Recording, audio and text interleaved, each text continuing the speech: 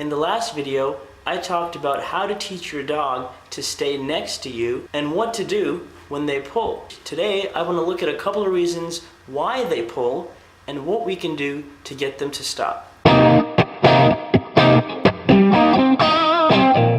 You may have heard me say before that we know a lot more about training dogs today than we did a couple of years ago. For this reason, it is best to use a harness or a regular flat collar whenever you're working with your dog. It is not a good idea to use a prong collar or a choke chain. And the reason why I don't like using these devices is because I don't think they tackle the problem directly. When you think about it, pulling on the leash is not the problem, it is the symptom. If we are able to identify and address the root, the cause of the pulling, the symptom disappears on its own. Always train your dog from the inside out. Teach them to think, and you will have an incredible bond with your dog.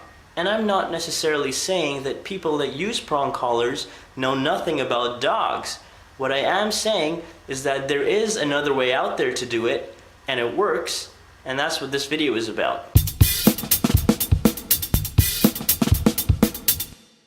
What happens sometimes is that dogs get over-aroused by simply being outside. It's exciting, it's different, they're surrounded by all these smells, and that can lead to a lot of excitement. What you can do is take a couple of breaks on your walk, give your dog a chance to sit or lie down. It helps to give them a stuffed chew toy to keep them occupied, and they will start to relax. What's going to happen is soon enough, the connection between being outside and being really excited will start to diminish.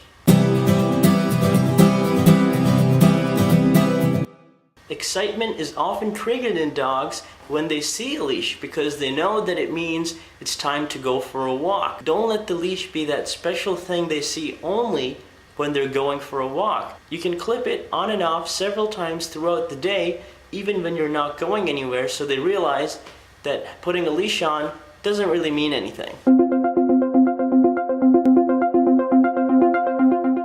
I think that one of the main reasons why dogs pull on walks is because they want to go and sniff. I think that it's okay for a dog to do that. I mean, it's one of the main reasons we take them on walks in the first place. However, we have to add some structure to this. Don't let the dog decide whenever they want to stop and sniff. When you see a patch of grass or an area where you want to allow your dog to sniff, tell them to sit first and then release them with an okay, go sniff.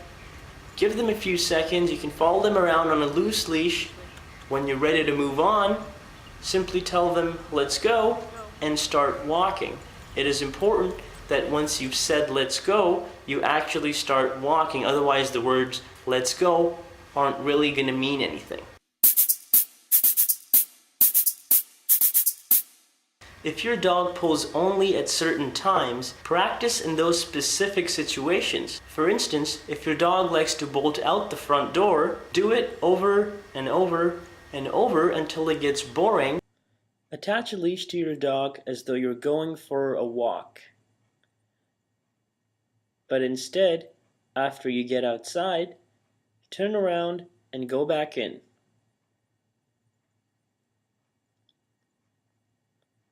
Finally, proceed to take off the leash.